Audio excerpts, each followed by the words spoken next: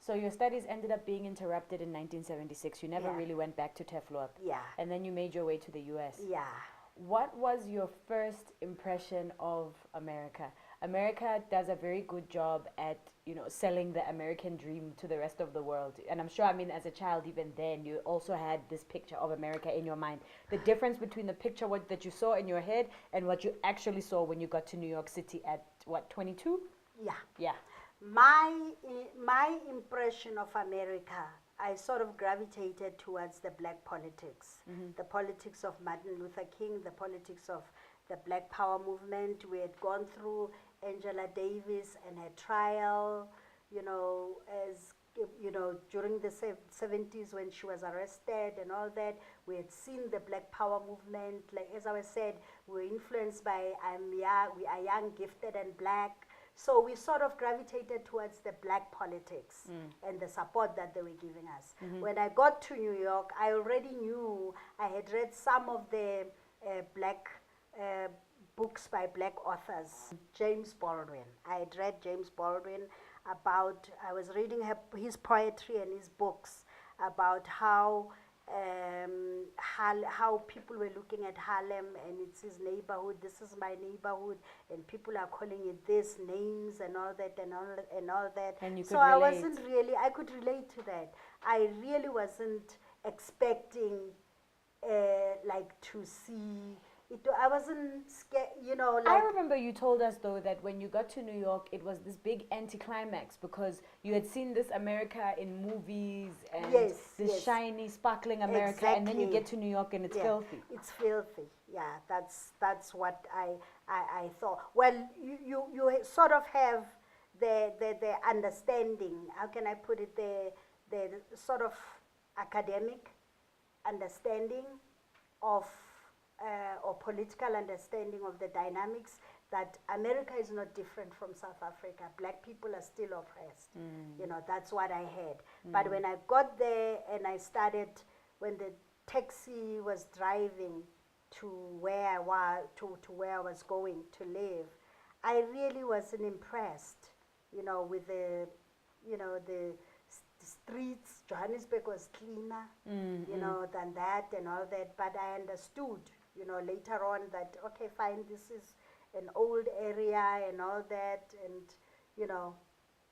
And I didn't even have enough time, I did, to digest exactly what was happening, Because everything was because so new. everything was so new to me. I remember you telling us that they were always telling you, oh, you're different. You're a different black person. You're not like these black people. Talk to us about that. I was always defending my race, even in class. I was always defending my race. I would ask, what is it that you mean? Oh, you speak better English and all that than these blacks around here. Talking about African Americans. Talking about African Americans, or other Africans, And I was always like defensive and, questioning why they were saying that and asking them, about the dynamics of black and white relations in the US. There were black students, but they were really not, they were taking other courses, but not in the classes that I was in, I remember when we were growing up in the US in the 80s. I mean, as a child, there was the stuff that you told us about what was happening in South Africa, but I think it only made sense when we came back, Now, as an adult, I am fascinated by how much you were coping with at the same time. You were working, you were always studying, whether after your master's you did what post-grad and this diploma and that and that and that. You were an activist at the same time. You were a mother of 3 children. How did you cope? I mean, you didn't have extended family support. There was so much happening at home here that was so traumatic that we were watching through the news, or hearing about on the phone, and you still had this life that was so full, and you were responsible for so many different things. How did you cope, especially with the emotional trauma of what was happening in South Africa in the 80s and being far away? I had a lot of support from the community that I lived in, you know, both black and white. In who Rhode were Island. In Rhode Island, who really were affected, who really felt the South African, who felt that the South African experience was really not just, you know, or not humane, you know. So there were always people, as you know, that we always went to churches and, you know, where I spoke, and I was always on TV talking about this, even though I worked in a different area.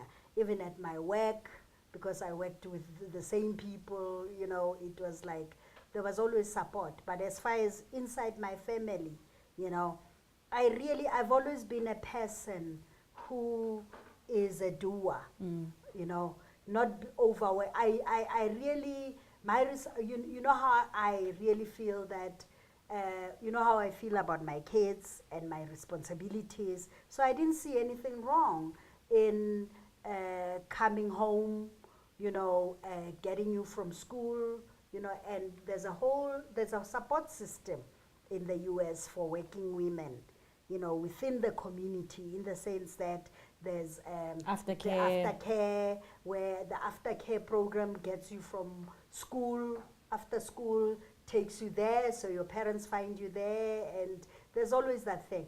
Even when I had, you remember when I had board meetings, you know, when I was, you know, had to report back to my board for, you know, as the director of programs that I was running, you sometimes would come back home, you know, cook dinner, and we eat, and then take your books, your books, and you would sit in a room doing your homework, you know, at my work, you know, and all that. So it's like I didn't find, now looking back at it, I wonder how I did it,